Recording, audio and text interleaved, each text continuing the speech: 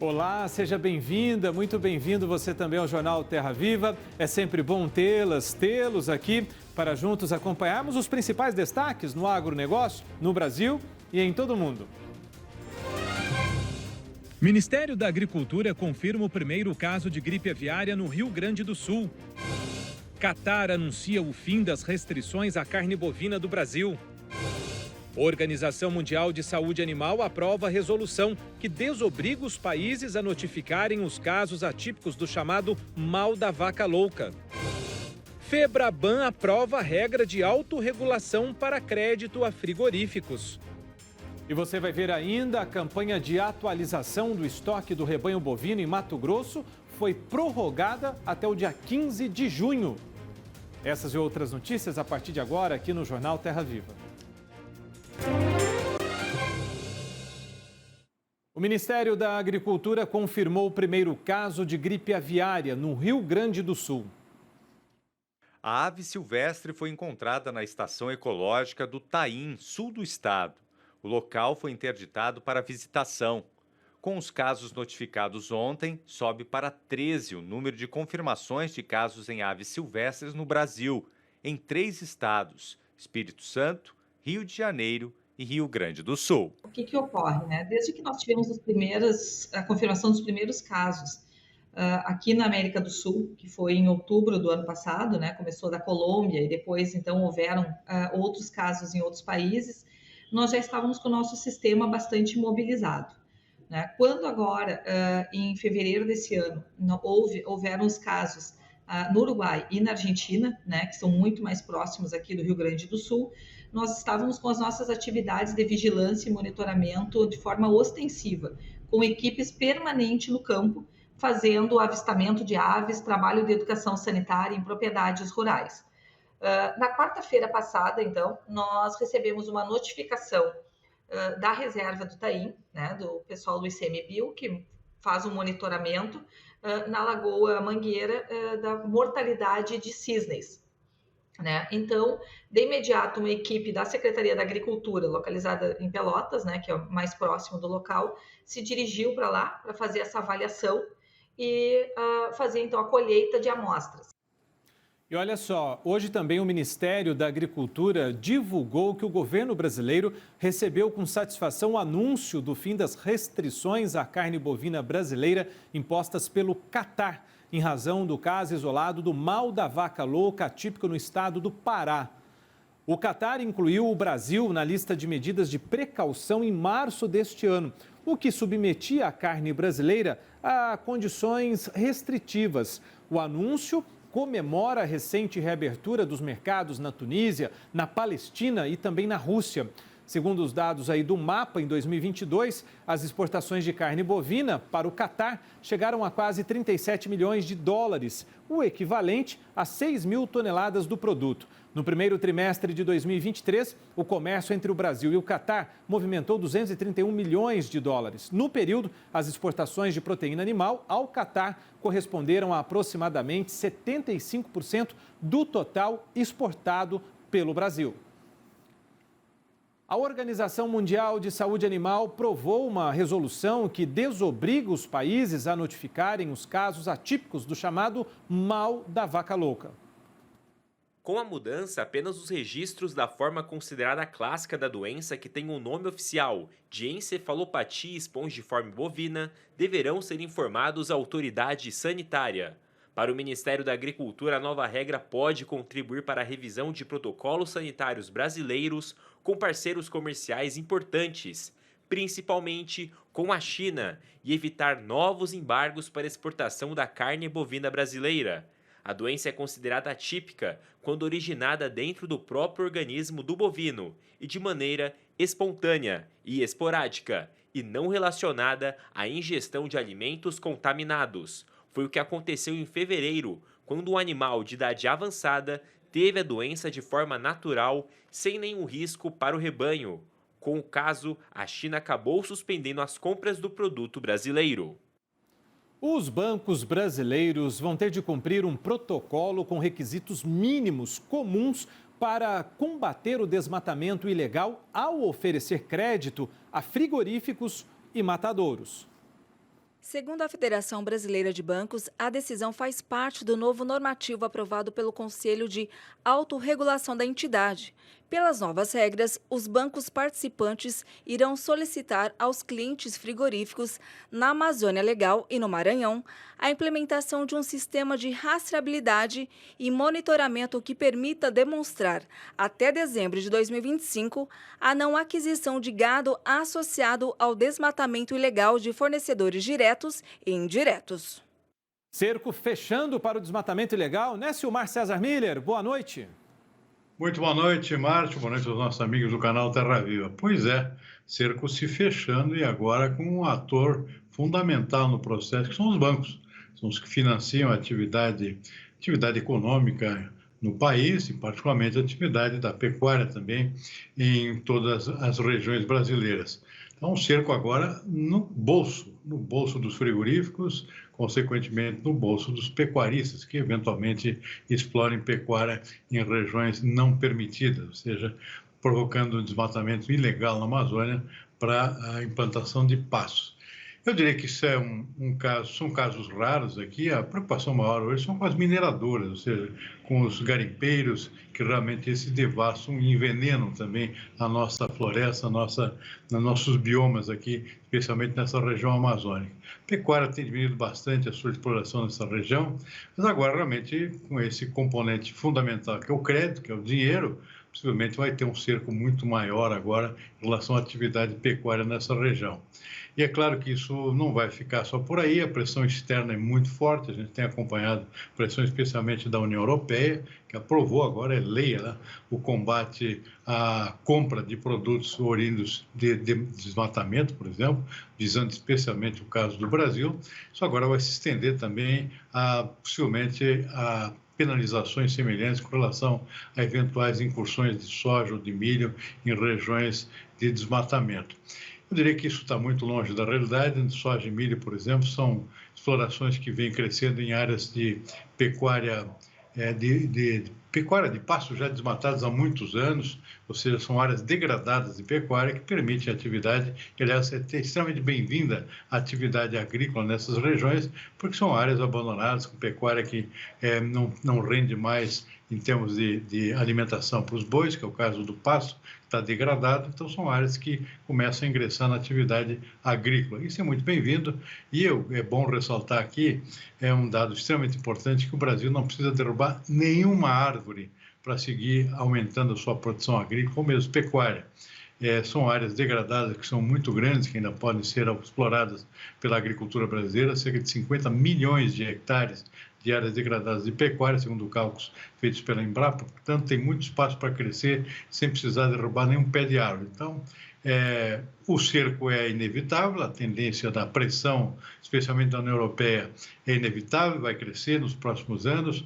Está se fechando agora com essa questão dos bancos também, começando a cortar crédito para atividade de desmatamento. Portanto, o Brasil tem condições de crescer sem necessidade de desmatar nenhum pé de árvore e manter ainda uma agricultura bastante sustentável por muitos anos à frente. É questão do nosso manejo, né? E estamos melhorando cada vez mais. Silmar, e os negócios nessa terça com a abertura também dos mercados nos Estados Unidos? Muito ruim, Márcio, infelizmente. Tivemos aqui um belo dia na sexta-feira, semana passada, antes do feriadão americano, os preços dando uma disparada na Bolsa de Chicago. Hoje tudo voltou a estaca zero. Os preços despencaram hoje, para tristeza dos nossos produtores, especialmente de soja e milho. Soja caiu hoje, despencou 3,3%, são 41 pontos de queda, um tombo, literalmente. Por um conjunto de fatores aqui, mas especialmente fatores ligados à aversão a risco com relação ao orçamento dos Estados Unidos. Isso é um ponto que tem prejudicado todos os mercados financeiros de commodities. Há um impasse com relação ao teto da dívida americana, pode deixar o governo americano sem dinheiro, isso tem preocupado todos os mercados, não se resolveu ainda, se espera algum desfecho até amanhã, antes da virada do mês, mas tudo isso provocou muita aversão a risco nos mercados em geral, nesta terça-feira. Então, como eu disse, soja despencou hoje, 3,3% na Bolsa de Chicago, milho também caiu bastante, 1,7%, trigo caiu mais, 3,8%. Na Bolsa de Nova York não foi muito diferente, embora as quedas tenham sido menos pronunciadas. É o caso do algodão, caiu 0,4%, café tombou 2,5%, o arábica, açúcar caiu um pouquinho, 0,2%, suco de laranja despencou em 3,3%, só se salvou o cacau nas bolsas internacionais nesta terça-feira, com a alta de 0,5% no mercado de Nova York. Boi gordo no mercado futuro da B3 também despencou hoje, caiu 1,8%, contrato de julho, dia muito ruim também para o mercado do boi, pelo menos no mercado futuro. Mercado, o que ajudou a puxar para baixo as cotações das commodities agrícolas foi o petróleo. O petróleo desabou hoje nada menos que 4,6% na Bolsa de Londres, petróleo tipo Brent, que é referência para o mercado internacional, por conta de preocupações aqui, primeiro, com a economia da China, que não anda muito bem. A China é uma grande consumidora de petróleo, então isso tem impacto no consumo do combustível. Essa questão da dívida dos Estados Unidos também está preocupando todos os mercados. O petróleo também respondeu a essas preocupações. Foi outro fator que contaminou também o mercado, ou seja, um conjunto de fatores derrubando hoje as commodities em geral, e o petróleo foi o que puxou ainda mais essa queda com a sua despencada aqui de 4,6%. Mercado financeiro, o dólar voltou a subir hoje, também por preocupações com essas questões externas, subiu 0,6% a R$ 5,04.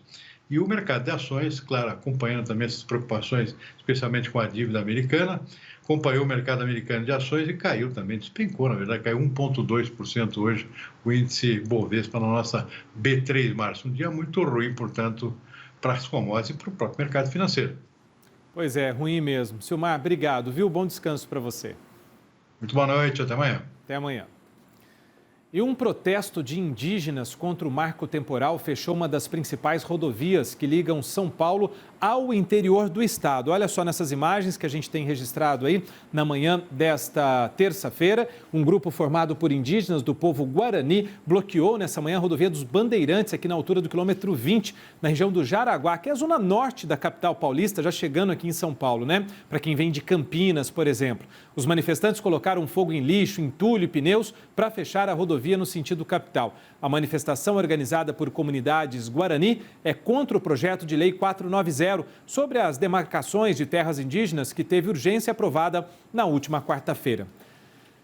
E olha só, agora há pouco o relator do projeto, Arthur Maia, concedeu uma entrevista coletiva sobre exatamente esse assunto, o marco temporal para a demarcação das terras indígenas, que deve ser votado ainda hoje lá em Brasília. A Constituição brasileira precisa, na definição, entretanto, de que momento pode ser caracterizado para se demarcar essa presença do índio.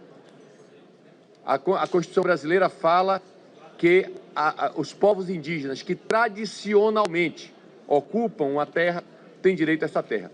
E cabe a nós, portanto, legisladores, avançar para determinar esse conceito, porque a lei e a vida de tantas pessoas não pode viver nesse limbo. Eu quero fazer algumas ponderações, além do que já disse.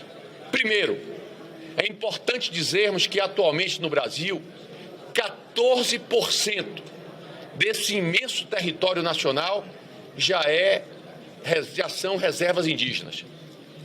Para vocês terem ideia do que isso significa, as propriedades rurais brasileiras, todas, de acordo com o IBGE, não é um dado nosso, é do IBGE, o IBGE diz que cada propriedade dessa tem, em média, 64 hectares. É uma propriedade, meu caro deputado Elton, onde vivem famílias compostas por 4, por 5, por 10 pessoas, em média 64 hectares. Pois bem, se nós dividirmos as terras indígenas, as reservas indígenas, pela população indígena do Brasil, nós temos que cada índio tem direito no Brasil atualmente a 390 hectares. 390, cada índio, não é cada família, é cada índio.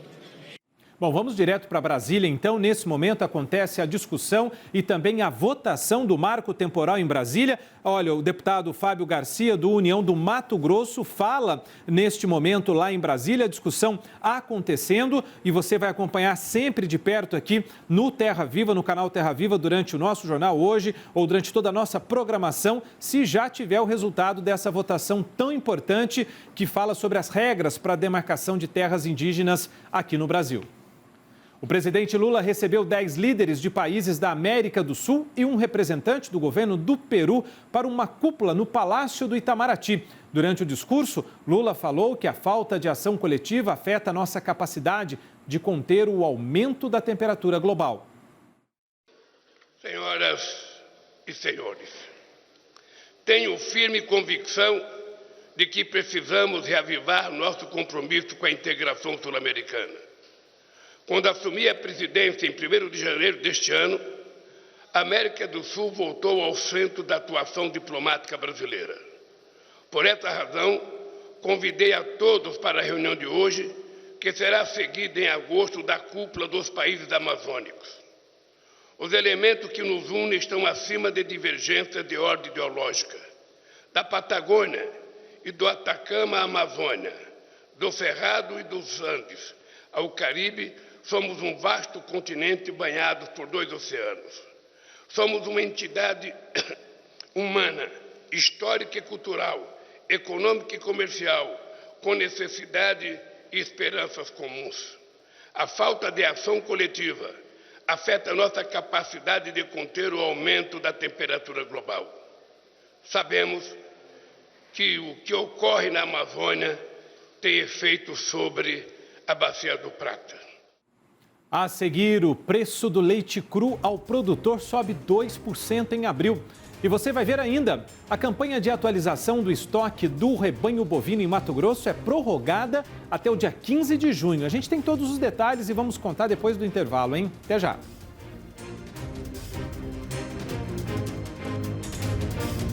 O preço do leite cru ao produtor subiu 2% em abril e acumula alta real de quase 12% em 2023. Os números mostram que o preço do leite cru, captado por laticínios em abril, chegou a R$ 2,89 por litro na média Brasil líquida, com elevações de 2,4% em relação ao mês anterior e de 9,3% em relação a março deste ano em termos reais. Os valores foram deflacionados pelo IPCA de abril de 2023. Com isso, o preço do leite cru já acumula alta real de 11,8% em 2023. A valorização seguiu ancorada na limitação da oferta no campo, prejudicada pelo avanço da entre-safra na maior parte do país. Por isso, a disputa entre laticínios por produtores foi intensa em abril e manteve as cotações do leite em alta. Na média Brasil, o índice de captação leiteira do CPEA registrou o primeiro avanço desde novembro de 2022, de 0,2%, puxado pelos incrementos de 4,1% e de 3,7% nas captações do Paraná e de São Paulo. No acumulado do ano, a captação nacional registra queda de 6,4%. A campanha de atualização do estoque do rebanho bovino em Mato Grosso foi prorrogada. Vai até o dia 15 de junho. A informação é do Instituto de Defesa Agropecuária do Estado de Mato Grosso e a alteração foi publicada no Diário Oficial. A campanha teve início em 1º de maio e pecuaristas de Mato Grosso devem até o dia 15 de junho comunicar o seu estoque de rebanho bovino ao IDEA-MT. A atualização do seu estoque de animais é obrigatória e substitui a vacinação contra a febre aftosa no estado. Além de acarretar multa, o produtor que não comunicar não conseguirá emitir a guia de trânsito animal. Bom, por falar em pecuária, né? Em entrevista ao Band News TV, o diretor-presidente da Estância Bahia Leilões, Maurício Tonhá, falou sobre o trabalho árduo dos produtores brasileiros. Mas não só isso, ele também lembrou que a Embrapa é fundamental para a transformação do agronegócio brasileiro. Então, nós vimos nos últimos 50 anos uma verdadeira transformação. O Brasil saiu de um importador de alimentos, de um país totalmente dependente para um país, eu diria que é o principal player do agronegócio, da segurança. Olha que interessante. O que é que traz segurança para o mundo? Alimento. Sem alimento não existe segurança, não existe paz, não existe trabalho, não existe produção, não existe educação. Então o Brasil trouxe paz para o mundo. Aí tem que fazer referência ao Cerrado brasileiro, a Embrapa, com todo o seu conhecimento e a dedicação a partir do nosso ilustríssimo Alisson Paulinelli, né, que, quanto ministro, ajudou a fundar a Embrapa. Então, eu diria que estes 50 anos foram extraordinários.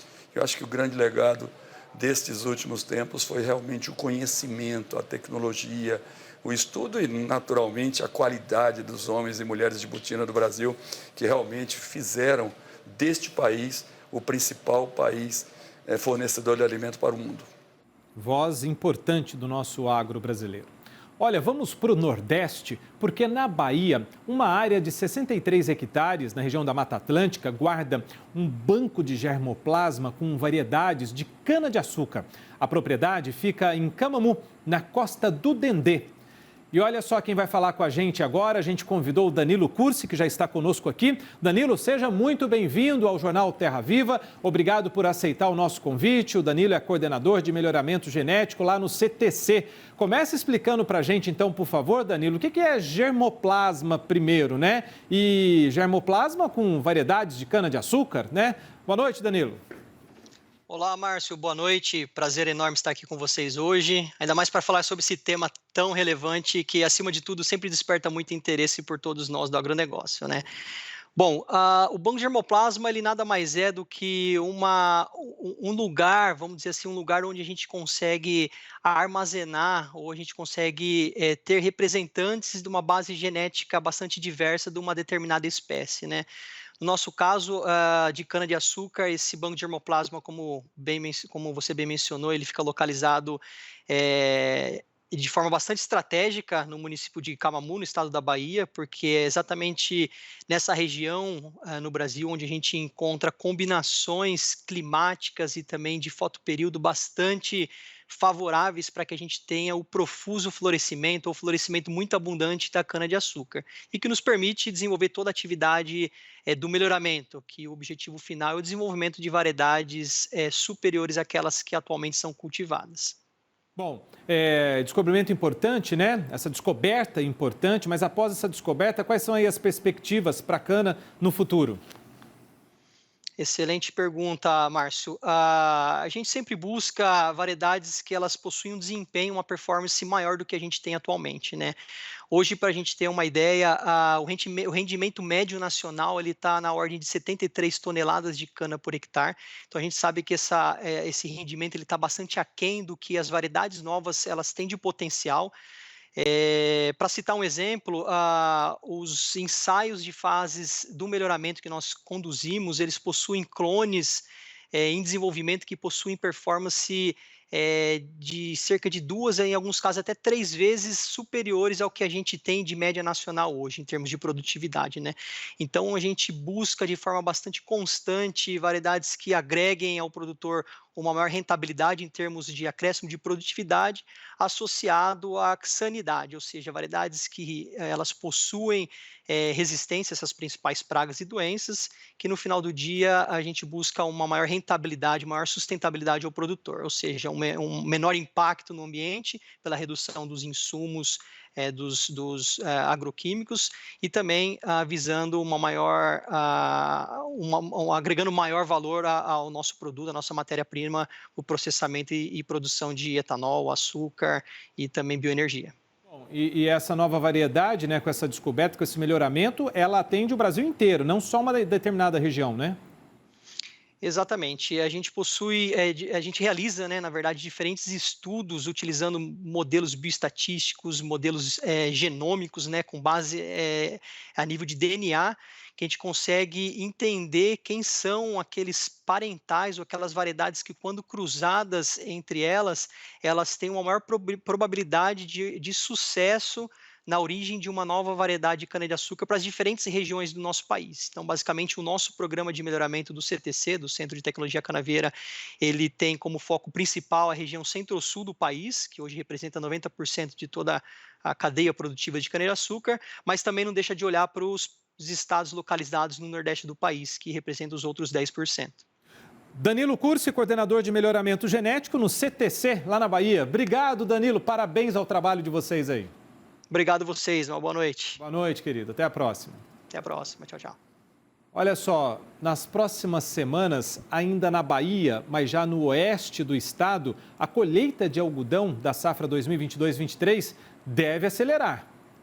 O oeste da Bahia concentra 97% da produção no estado. A expectativa é que a colheita chegue a 592 mil toneladas da pluma. Para a Associação Baiana dos Produtores de Algodão, a colheita deve engrenar na segunda semana de junho, hein? A seguir, a previsão do tempo para todo o país. E você vai ver ainda que o Ministério da Agricultura realiza uma operação de fiscalização de combate à fraude de alimentos aqui em São Paulo e no Distrito Federal. A gente conta tudo e esse trabalho já, depois do intervalo. Um estudo feito pela Fiocruz apontou que pelo menos 6 estados da região amazônica consomem peixes contaminados por mercúrio.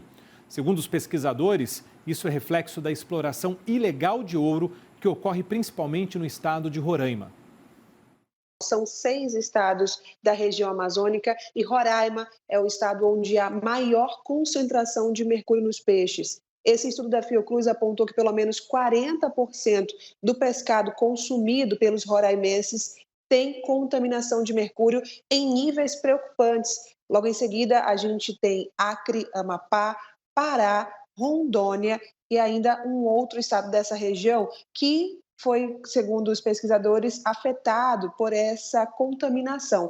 O que ocorre é que aqui em Roraima, na terra indígena Yanomami, a gente vem desde o início do ano enfrentando um problema seríssimo com a exploração ilegal de ouro. O governo federal tem feito uma operação para retirar os garimpeiros da reserva onde era feita essa exploração ilegal que utiliza o mercúrio, mas os próprios pesquisadores afirmam que os prejuízos, as consequências dessa exploração ainda devem ser sentidas ao longo dos próximos anos pela população em geral. Para fazer esse estudo, os pesquisadores da Fiocruz foram até áreas comerciais onde se vende peixe, recolheram essas amostras e então analisaram a quantidade de mercúrio. Esse metal pesado, ele é levado pela correnteza e consegue chegar até regiões bem distantes do local onde era feita a exploração desse ouro. Ainda hoje o governo federal tenta retirar garimpeiros ilegais que ainda persistem nessa região, mesmo com o início dessa operação com o IBAMA, Polícia Federal e vários outros órgãos fazendo essa operação. O Ministério da Agricultura realizou uma operação de fiscalização de combate à fraude de alimentos em São Paulo e no Distrito Federal. Os produtos apreendidos foram café torrado e azeite, que já foram retirados dos mercados, e o arroz e o feijão, que estavam com erros de classificação. O Ministério da Agricultura reforça o compromisso em promover a segurança alimentar e combater práticas fraudulentas no setor agropecuário. Ações como essa aí que a gente está vendo nos registros, nas imagens e nas fotos, são essenciais para garantir a confiança do consumidor e a qualidade dos alimentos disponíveis no mercado. Olha só, vamos saber como é que fica a previsão do tempo para todo o país nessa quarta-feira. E quem conta para a gente como é que fica o clima é a Luísa Cardoso. A colheita do milho segunda safra começou no país de acordo com a Conab. E as lavouras estão em boas condições nas principais áreas produtoras, com exceção apenas ao norte de Minas Gerais e áreas do oeste e também do leste baiano, é que a restrição hídrica, ou seja, a falta de chuva, tem prejudicado o desenvolvimento do cultivo. Além disso, no estado baiano, essa condição também se aplica para o feijão segunda safra. E nesta semana ainda não vai chover justamente nessas regiões que precisam de água. Então, a condição vai continuar prejudicando os produtores de milho segunda safra e feijão segunda safra, justamente por conta dessa falta de umidade. A chuva fica concentrada ainda no norte do país, passando dos 80 milímetros em áreas do Amazonas e também em áreas de São Paulo, Mato Grosso do Sul, Triângulo Mineiro e sul de Minas Gerais. A umidade chega. Entre 10 e 40 milímetros são esperados para essas regiões, beneficiando o cultivo de milho segunda safra, principalmente no estado paulista, que detém apenas 60% da umidade disponível no solo. Em relação à costa leste do Nordeste, a chuva também vai ser persistente, principalmente entre o litoral norte da Bahia, Sergipe e Alagoas, que devem acontecer com mais intensidade. Na próxima semana, a chuva ainda fica concentrada no norte, mais de 80 milímetros em Roraima e também no Amapá. Inclusive, no estado de Roraima, essa umidade é muito bem-vinda para a soja, que ainda está em fase de plantio ali no estado. Já em relação ao Maranhão, esses 10 milímetros podem ainda interromper o avanço na colheita da soja, que está quase finalizada, de acordo com a Conab. Mais de 99% da área já foi colhida no país. Boa parte do Brasil deve ter a condição de tempo firme, o que favorece, então, um avanço nos trabalhos em campo, tanto para a colheita do milho segunda safra, que acabou de iniciar principalmente no estado de Mato Grosso, mas também para o café no Espírito Santo, Minas Gerais, colheita da laranja em São Paulo e também do algodão em Mato Grosso do Sul. Essa condição de 5, 10 milímetros para a próxima semana, principalmente no centro-sul do país, deve favorecer o solo para o plantio dos cultivos de inverno. Também chove na costa leste do Nordeste, 20 milímetros devem beneficiar a cultura do cacau, principalmente em Ilhéus. Obrigado, Luísa. Olha só, você já ouviu falar da cereja amarela de Niterói? E da uvaia pitanga? Essas frutas existem e as árvores foram achadas faz pouco tempo, no Rio de Janeiro. O trabalho de descoberta das duas espécies de árvores frutíferas envolveu pesquisadores do Rio de Janeiro e do Ceará. Foram mapeados cerca de 50 exemplares numa área de proteção ambiental na região metropolitana do Rio de Janeiro. Essa é a cereja amarela de Niterói, nome popular escolhido para a Eugênia superba. A árvore recebeu essa denominação pela copa ampla e por sua altura, que pode chegar a 15 metros. A outra espécie é a Eugênia delicata, chamada também de uvaia pitanga. Ela tem o caule mais fino e o fruto menor. As duas produzem flores ornamentais e frutos que podem ser consumidos por humanos e animais silvestres. E essa família é a mesma família da goiaba, da jabuticaba. As espécies estão ameaçadas de extinção. Achados como estes mostram a importância das unidades de conservação que protegem as florestas urbanas do Rio de Janeiro. São áreas que restaram da Mata Atlântica e o quanto elas guardam ainda de informações, né, que a gente ainda nem sabe. Como é que faz para a gente conseguir muda, hein? Eu sou louco por causa das mudas. Quero umas mudas dessas aí, hein? Ver o pessoal do Rio aí arrumar para a gente. E quantas a gente tem espalhadas aí pelas nossas matas, não é mesmo? Muito ainda a descobrir. Obrigado por estarmos juntos mais uma vez aqui no Jornal Terra Viva. Bom descanso para você, bom trabalho para quem segue no período noturno, na madrugada. Meu convite, hein? Continua com a gente.